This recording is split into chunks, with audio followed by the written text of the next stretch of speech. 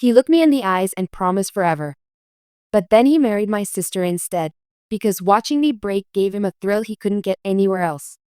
If you told me 3 years ago that my life would burn at the hands of the two people I trusted most, I would have laughed. I would have defended them, sworn they were different, special. But pain has a strange way of showing you the truth you were too in love to see. I met Ethan during the worst chapter of my life. My father had just passed away from a sudden stroke. He collapsed while watering the garden, and I was the one who found him, limp, eyes open, a hose still running beside him. I can still hear the sound of water hitting the concrete. That sound still haunts me more than his silence. I was never the same after that. My friends tried to help, but they didn't understand. They moved on with their lives, parties, selfies, internships, while I was stuck in that moment, over and over again. That's when Ethan walked into my life. I met him at a grief support meeting. He was there for his late grandmother, or so he said. I still wonder if that was true. He sat beside me every week. Quiet at first. Then slowly, he started asking questions about my father, my sleepless nights, my fears. Not in a pushy way, in a gentle, almost sacred way. He made me feel seen. When I broke down crying during one of the sessions, he didn't flinch.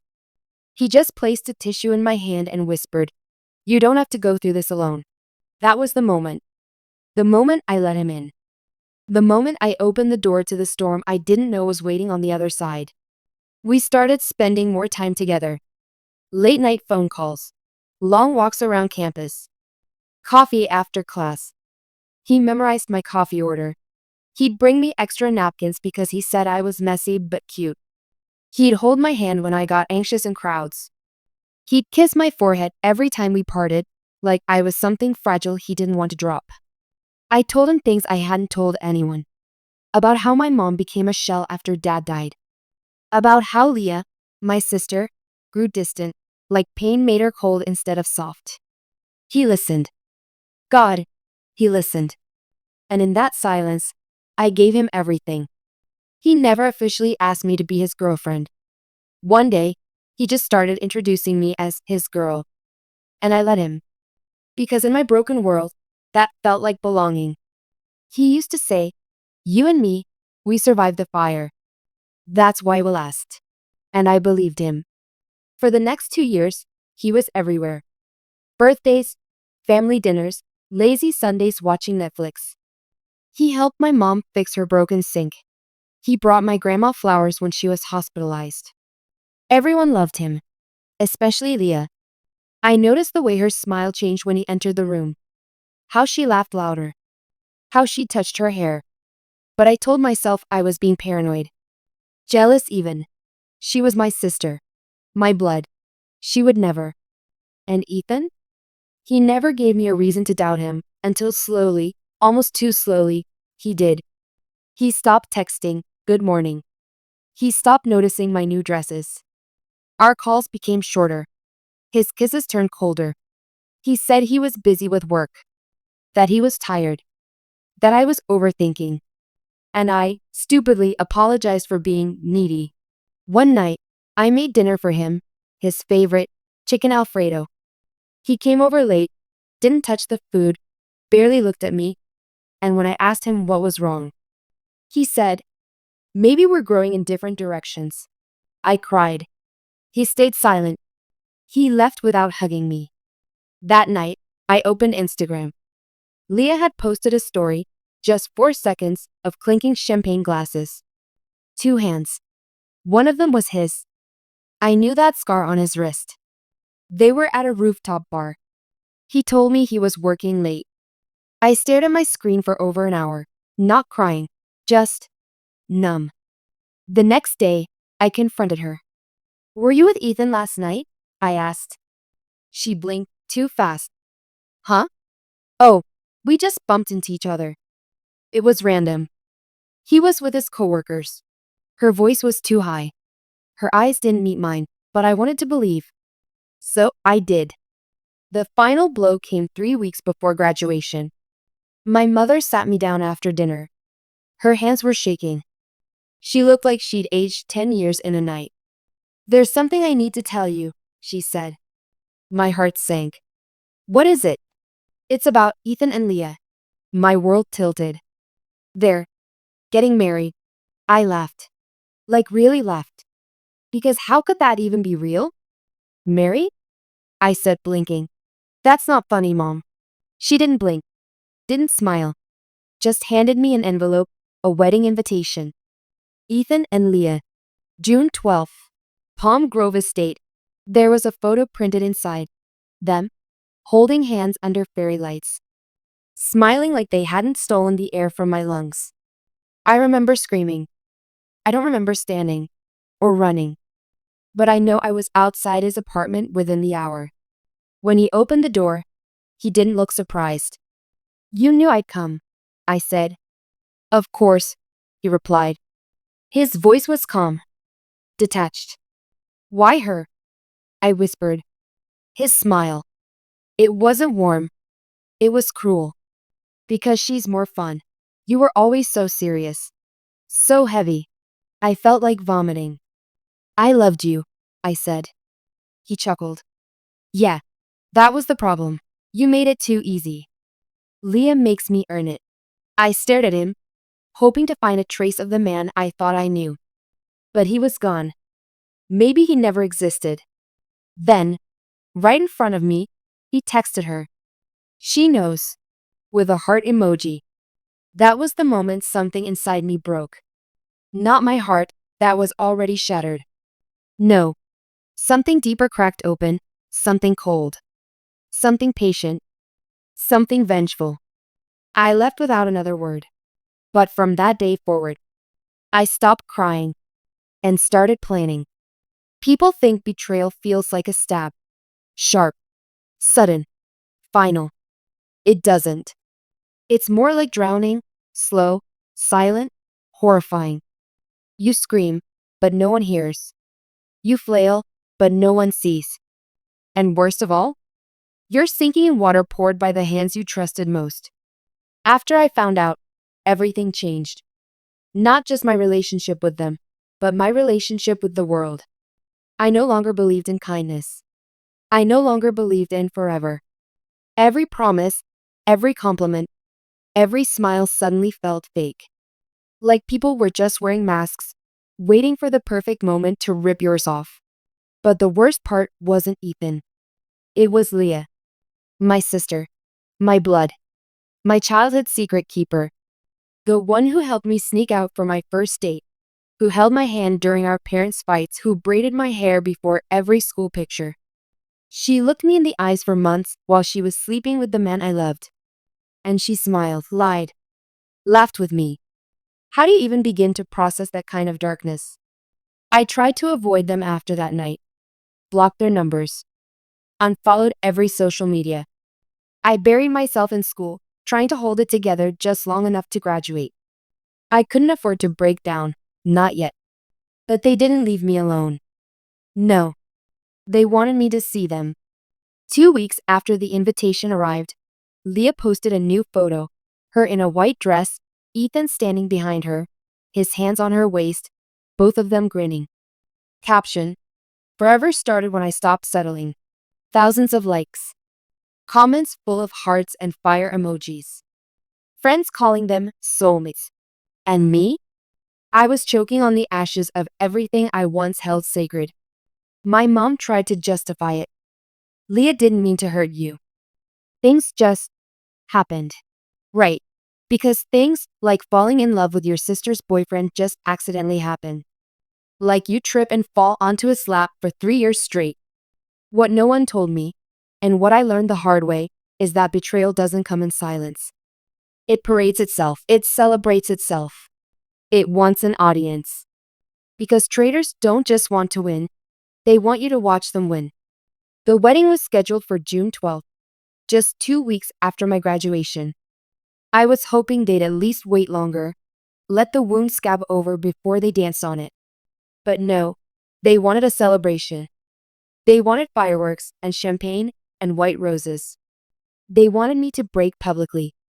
And then, they invited me. An RSVP card came in the mail, handwritten by Leah herself. Please come. It would mean the world to me to have my sister by my side on the most important day of my life. I love you. I read it 5 times. My hands shook with rage. She loved me? No, Leah didn't love me. She loved winning. That night, I stared at that card for hours, turning it over like it held some hidden meaning. And then something shifted inside me, not sadness, not heartbreak, but focus. I circled the yes, I will attend box. But not for her. Not for him. For me. The weeks leading up to the wedding were surreal. I watched the world pretend nothing had happened. My mother helping Leah pick a dress. Friends posting brunch selfies with captions like, "Can't wait to stand beside my girl on her big day." No one, not one person, acknowledged how wrong it all was. How brutal. How cruel. I became invisible. A ghost in my own life. But I didn't waste those weeks. No. I was watching. Listening. Gathering every crumb they dropped in their giddy carelessness. Ethan's passwords were still the same. He was arrogant like that. Never thought I'd need them again. But I did. And through that email access, I found everything. Their honeymoon details.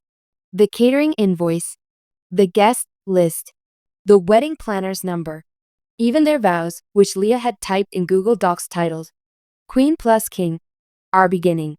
I read every line. Memorized every lie.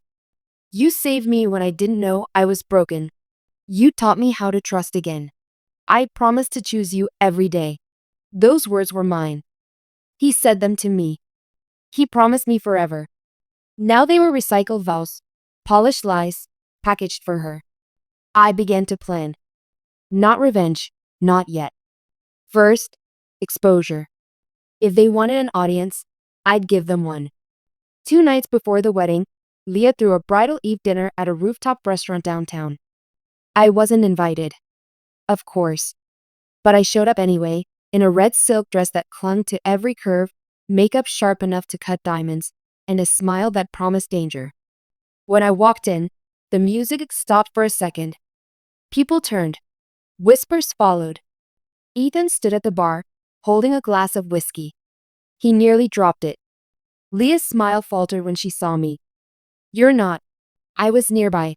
Thought I'd stop in. "You did say it would mean the world to you." I kissed her cheek. She flinched.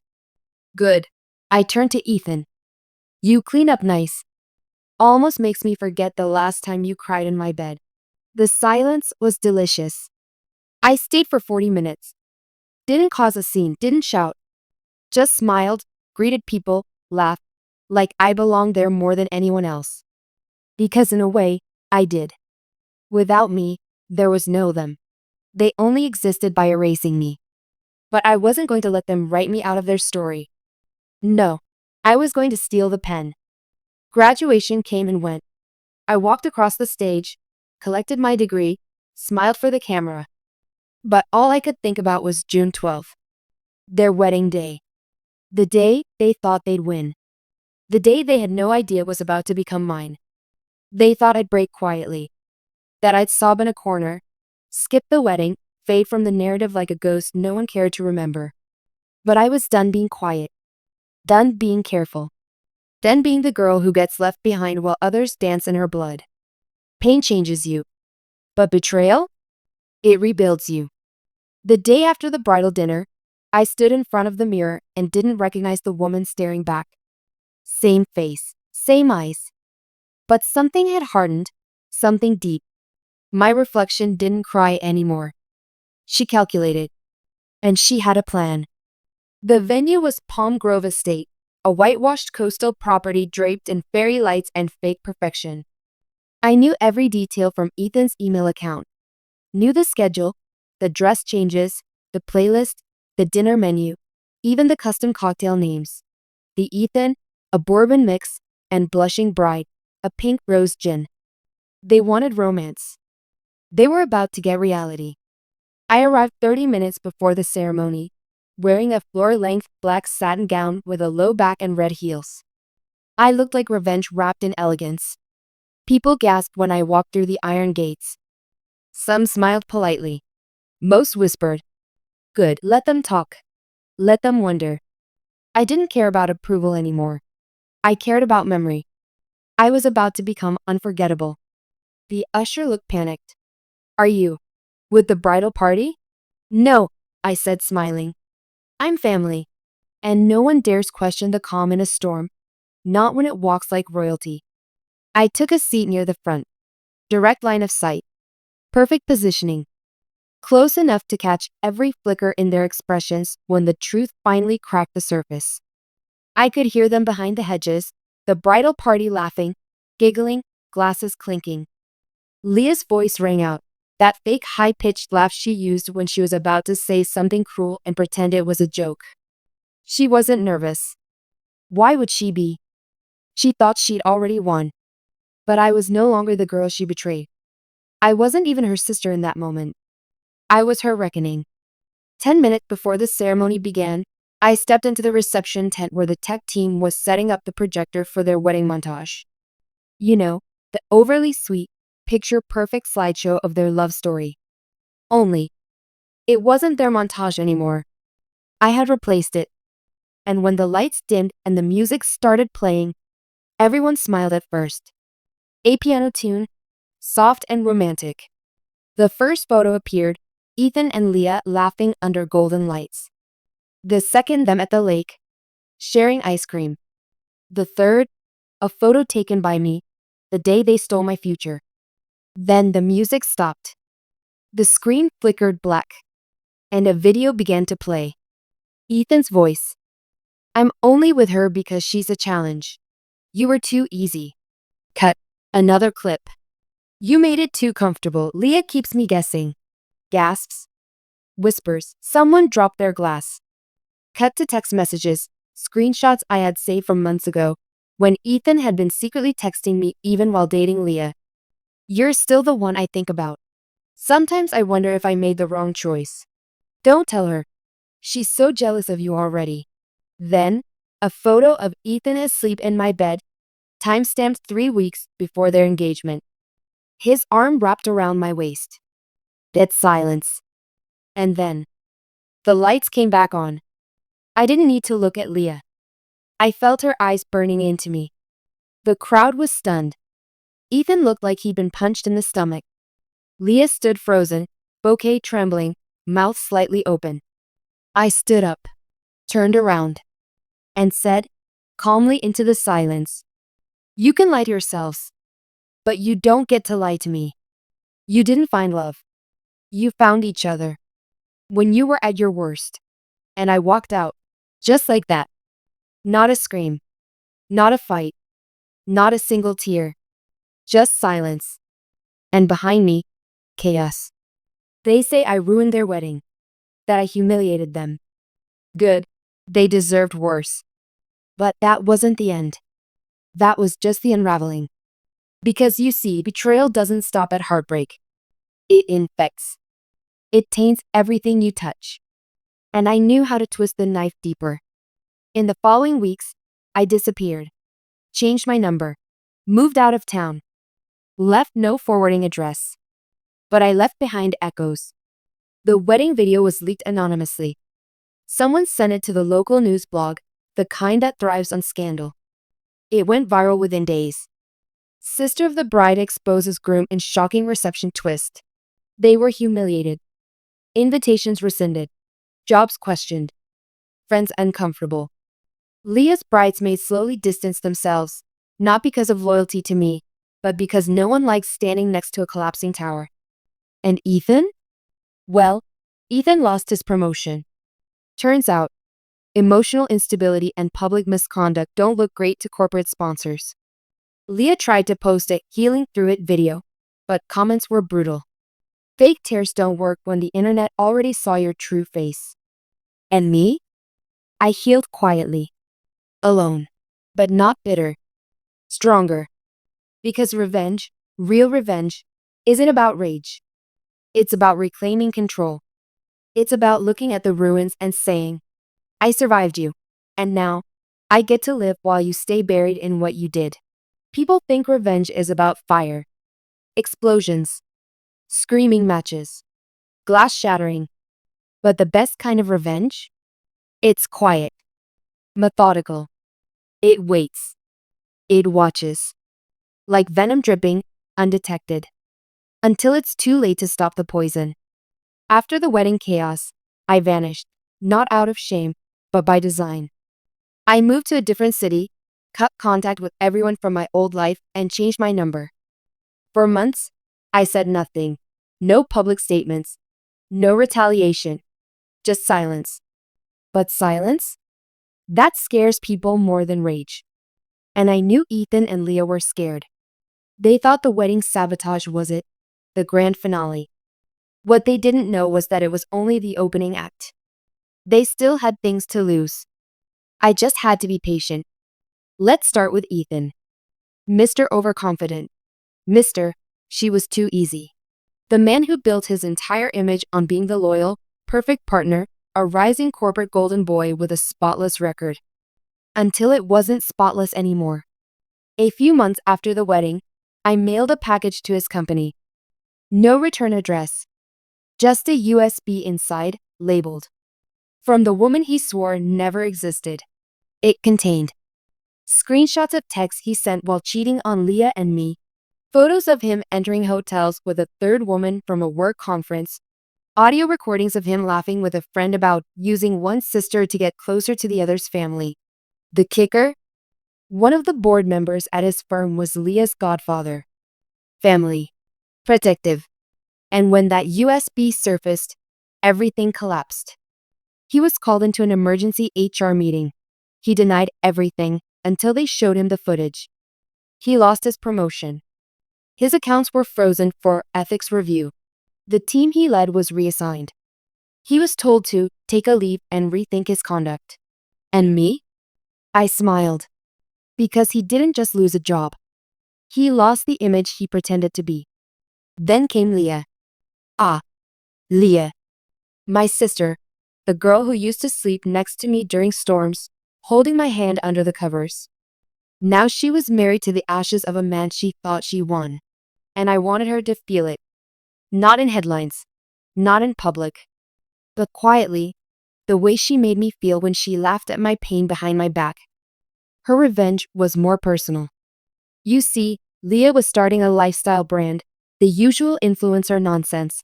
Home decor, relationship coaching, sisterhood seminars. That last one made me laugh out loud.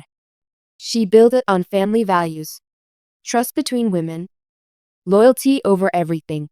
So I created a fake profile under a new identity, complete with staged photos, a manufactured backstory, even a fake online presence. I messaged her. Said I was a PR agent with a brand opportunity, a podcast, a skincare line collab, and a magazine spread featuring powerful women who overcame betrayal. She took the bait instantly. Ego first. Over weeks, we emailed back and forth. I built trust. Sent mock contracts. Even staged a fake Zoom call with a distorted voice filter and stock footage lighting behind me. She bought it all. Then I asked her to write a guest blog post for her rebrand, something emotional raw. I told her it would be the heart of her next campaign. She wrote me an essay titled, How I Survived My Sister's Jealousy. It was 1,200 words of pure delusion, painting herself as the victim. She said I was possessive, emotionally unstable, threatened by her happiness. She ended it with a line I'll never forget. Sometimes you have to cut out even blood, if it threatens your peace. I waited a week. Then I leaked the blog, along with actual voice notes of her admitting she slept with Ethan before we broke up. Admitting she felt guilty but addicted to the thrill. Admitting she knew it would break me in ways she could never admit out loud. I timed the leak for the morning of her first public event. The backlash? Instant. Her brand? Dead before it began. Sponsors pulled out. Her Instagram comments flooded with snake emojis and hate. #sister saboteur trended for 2 days. And I didn't say a word. Because when truth speaks, I don't have to. But my favorite revenge? It wasn't the job loss. Wasn't the reputation collapse. It wasn't even the betrayal I exposed. It was the silence between them now. Friends told me, quietly, that the golden couple barely spoke anymore. That Leah blamed Ethan for not controlling the situation. That Ethan resented her for ruining his future. They fought behind closed doors. They stopped posting together. Stopped being seen together. And then, one afternoon, I got a photo in an anonymous email. Leah, alone at a coffee shop. No ring. No makeup. Just staring out a window like the world stopped loving her back. No words. Just the photo. Sent from a blank address. And I knew. He left her. Or she left him. Either way, I didn't have to destroy their marriage. They did that part all by themselves. All I did was let the truth in. And truth doesn't need revenge. It is the revenge. Some people say I should forgive. That revenge makes you bitter. That I should move on. But what they don't understand is, I did move on. I let go the moment I realized I didn't want to be her. Didn't want to be him. Didn't want to waste another second explaining my pain to people who only know how to cause it. Revenge didn't poison me. It freed me. Because sometimes you have to burn the bridge. Just to see who is willing to swim through the fire to reach you. Neither of them tried. And that told me everything. People assume revenge ends when they fall. But the truth is, the most powerful part comes after. When they have nothing left to ruin. And you're still standing. Months passed. The chaos faded. Their faces stopped appearing in blogs. The scandal cooled. And I lived in peace, not the kind that's soft and comforting, but the kind that's sharp-earned. Like standing in silence after a storm, realizing your house may be gone. But you're alive. I thought that would be the end. But stories like ours, they don't end quietly. It happened exactly 1 year after the wedding. I was at a bookstore, a little place I love, tucked in a quiet corner of the city. It smelled like dust and lavender and forgotten pages. I had just picked up a poetry collection when I heard it, a voice I hadn't heard in nearly a year. Soft, familiar. I didn't expect to see you here. I turned, and there he was. Ethan. He looked older. Not in age, but in spirit. The glow was gone. The confidence had cracked. There were bags under his eyes, a tremor in his hands. He smiled, but it didn't reach his eyes. Hi, I said simply. For a long moment, he just stood there, as if unsure how to exist in front of me. I heard about what you did, he said finally.